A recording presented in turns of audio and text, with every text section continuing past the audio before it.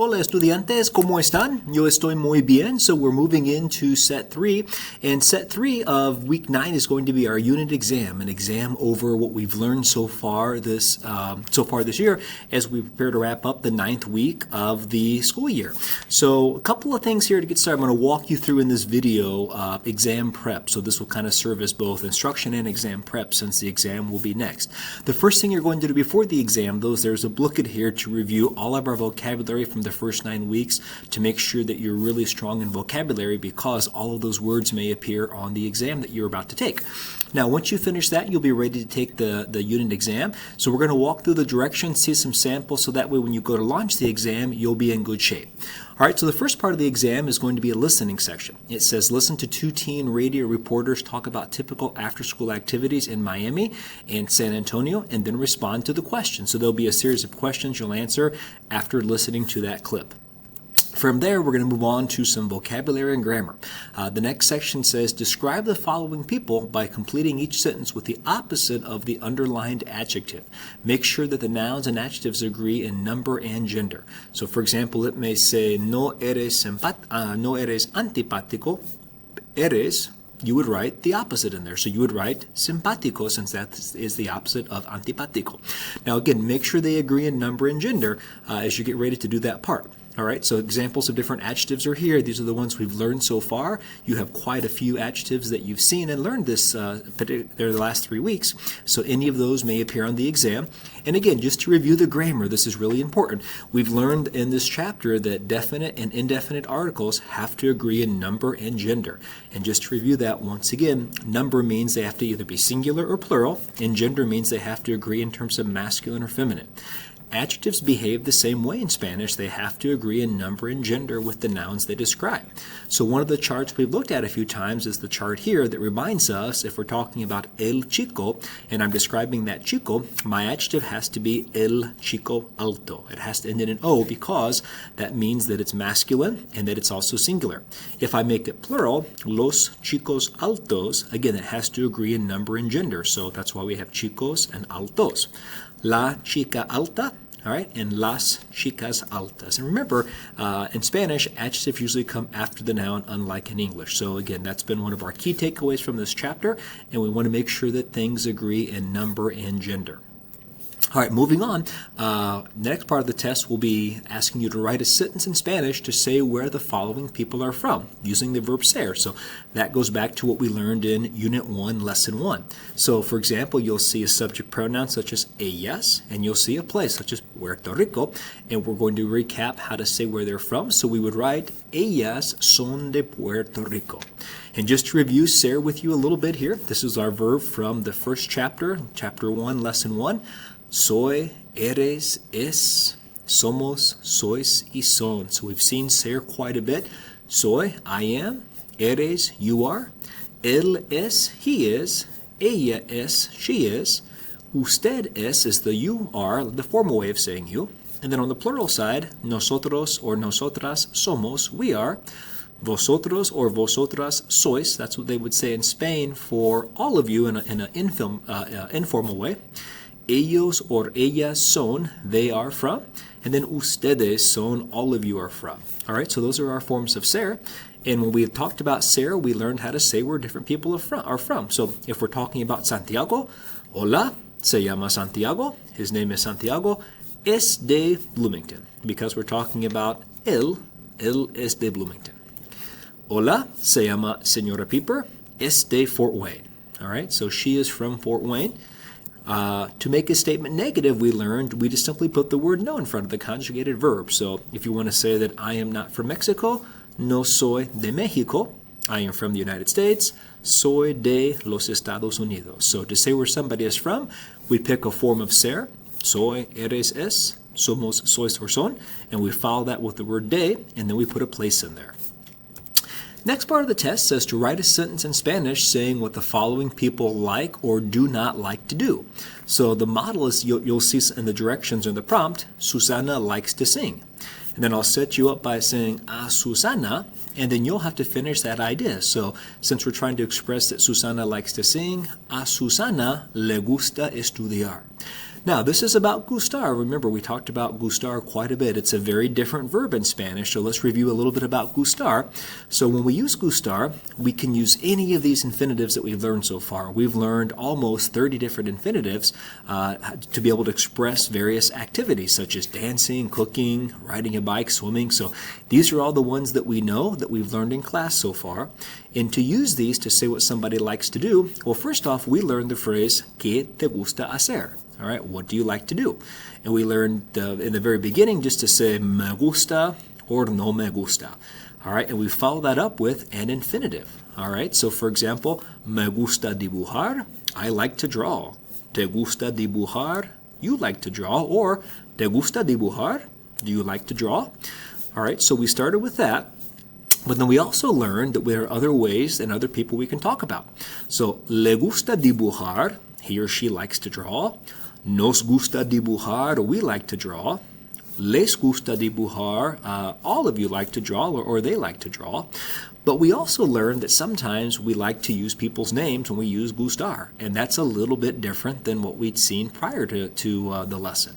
So when you really want to emphasize, or when you want to simply identify the person you're talking about, we have to use this very set-in-stone phrase in Spanish to be able to express likes and dislikes. So if I'm talking about Sonia, I have to say it this way: a Sonia le gusta leer. Or if I just use a pronoun, a ella le gusta leer. So we spent some time working on the a phrases, and here they are, just an example. A mí me gusta dibujar, a ti te gusta dibujar, a usted le gusta dibujar, a él le gusta dibujar, a ella le gusta dibujar. And then where it really comes into play is when you're using somebody's name. So if we're talking about just one person, like in our example down here, it's Juan, a Juan le gusta dibujar. All right, or a Santiago le gusta descansar, or a Pedro le gusta cocinar. All right.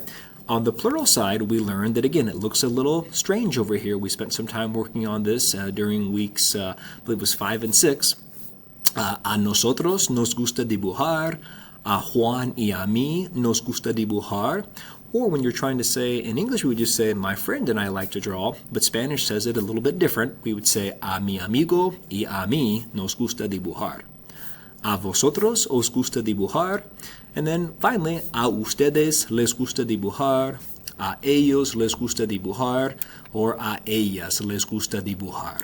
All right. Now, where it really matters is when you're using more than one person's name. All right. When you have more than one person's name, we learned we have to say it a very specific way.